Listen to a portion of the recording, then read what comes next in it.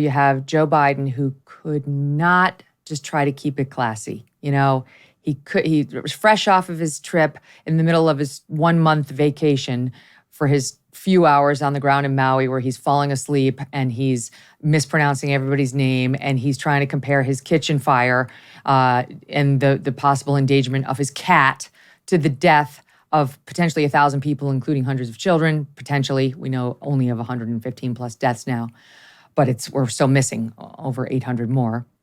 So fresh off of that, he's asked about the Trump arrest, mugshot. I mean, this is actually an upsetting day, an upsetting moment for millions of Americans who are very angry about what's happening to Donald Trump and worried about what's being done to him, and that about their own vote not counting now because they're going to lock up their candidate. The thing that Biden claims to care so much about. Here was how he decided to comment on the mugshot Friday as he continued his vacation in Lake Tahoe. He was booed as he came out. Have you seen Donald Trump's mugshot yet? Mr. President, are you worried at all about that? I did see it on television. What'd you think? Handsome guy. Wonderful guy. Handsome guy. Wonderful guy. God forbid, Stu, God forbid he take the moment to say, I'm not going to comment on that. That's going to play out in the criminal justice system. It's not appropriate for a sitting president to weigh in.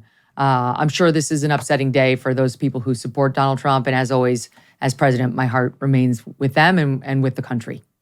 It's so fucking simple. Why don't you just say that? Don't say something snarky about his looks, which you don't mean.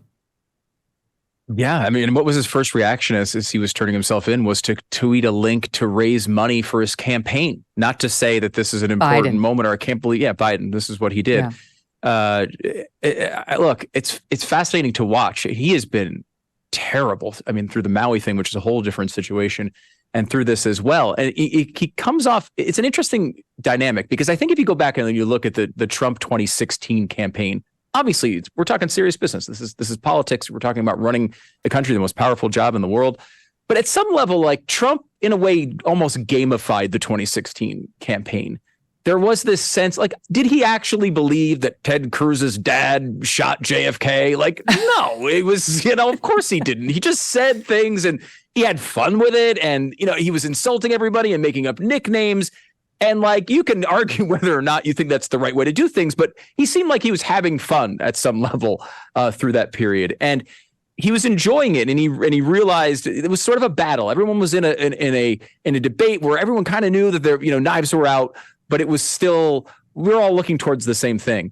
His approach here, it feels different. I feel like he's now been hit with a realization that this is a totally different time. They are coming after not just his campaign, but his life.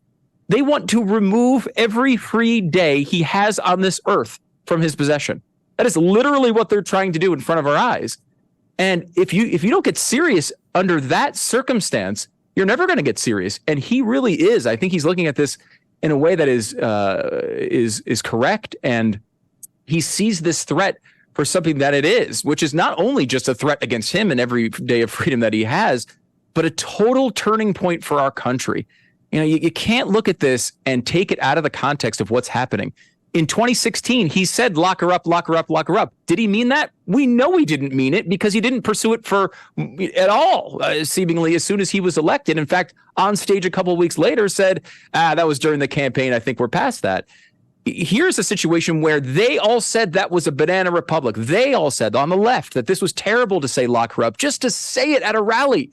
And yet here they are in the middle of the campaign doing this exact thing to their lead political opponent with not one instance of irony.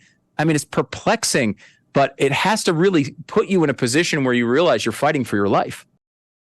I'll tell you who the unsung heroes of COVID are. Of course, the frontline workers. But what about those business owners who hung in there and paid their employees?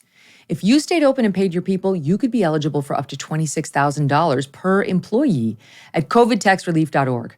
$26,000 per employee. This is not a loan. You don't have to pay it back.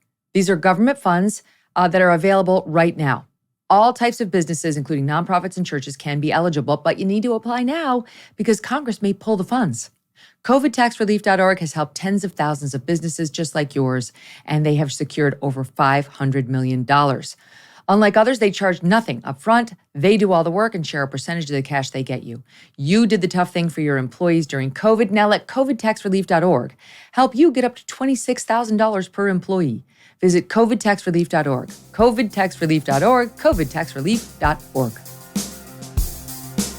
Hey, thanks so much for watching. If you like what you just saw, hit the subscribe button for more clips and full episodes.